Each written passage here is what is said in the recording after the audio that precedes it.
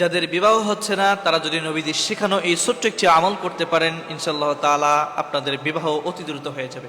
এই হাদিসটা আমরা একজন সাহাবী থেকে পাই। একজন সাহাবী তিনি নবী করিম সাল্লাল্লাহু আলাইহি ওয়াসাল্লামের কাছে চলে আসলেন। আসার পরে বলতেছেন, ইয়া রাসূলুল্লাহ, ইয়া হাবিবাল্লাহ, আমি বিবাহযোগ্য হয়ে গিয়েছি, আমি বিবাহের জন্য পাত্রী খুঁজছি, কিন্তু আমি পাত্রী পাই না।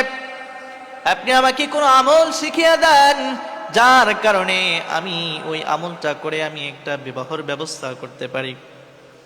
তখন নবীজি বললেন, শোনো, তুমি কি জানো না জুমার দিন এমন একটা সময় রয়েছে, বেশ কিছু শর্ত মেনে যদি এই কাজটা তুমি করতে পারো, আল্লাহ তাআলা তোমার মনের সমস্ত আশাগুলো পূরণ করে দিবে।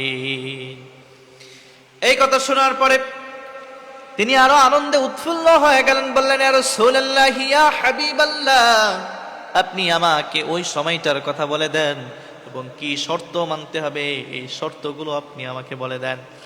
এটা শোনার পরে নবীজি বললেন, শোনো, জুমার দিন তুমি একটু সকাল সকাল উত্তম রূপে গোসল করবা, এরপরে সুগন্ধি ব্যবহার করবা, সুগন্ধি ব্যবহার করে তুমি মসজিদের দিকে চলে যাবা। মসজিদে যাওয়ার পরে মসজিদ থেকে সুন্দরভাবে পরিষ্কার করবা। আমাদের সমাজের ভিতরে এই মানুষগুলো পাওয়া যায় না মসজিদ পরিষ্কার করার জন্য, কারণ মুয়াজ্জিন রেখে দিয়েছে, খাদেম রেখে দিয়েছে, তারা এগুলো করে, কিন্তু মসজিদ পরিষ্কার করা যে কত বড় ফজিলাতের এই আহাম্মগুলো জানে না। নবীজি বললেন, যাও তুমি, এরপরে মসজিদে গমন করবা, সুন্দরভাবে মসজিদ থেকে তুমি ক্লিন করবা, পরিষ্কার করবা। শুধু তাই নয়, মসজিদ পরিষ্কার করার পরে মসজিদের যে খাটিয়াটা রয়েছে এই খাটিয়াটা তুমি উত্তম রূপে পরিষ্কার করবা। দেখবেন যে মসজিদের প্রত্যেকটা খাটিয়াগুলোর উপরে একেবারে ধুলা জমে গিয়েছে। ওই 6 মাস বছরে একবার কেউ যদি মারা যায়, সেখান থেকে নিয়ে যায় আবার ওই জায়গায় রেখে দেয়, কেউ তারপরে কখনো হাত দেয় না।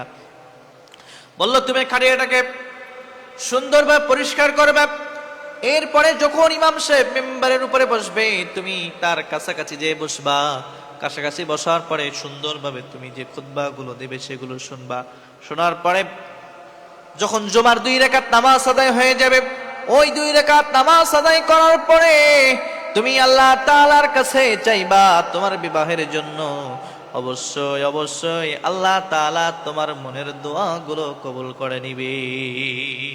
এজন্য প্রিয় ভাই আমার, যাদের বিবাহ হচ্ছে না, আপনারা শুক্রবার দিন এই ছোট্ট একটু শর্ত মেনে এই কাজটা করে এরপর আল্লাহ তাআলার কাছে চাইবেন, দেখবেন যে আল্লাহ তাআলা আপনার বিবাহের ব্যবস্থা কুদরতিভাবে করে দেবে ইনশাআল্লাহ তাআলা।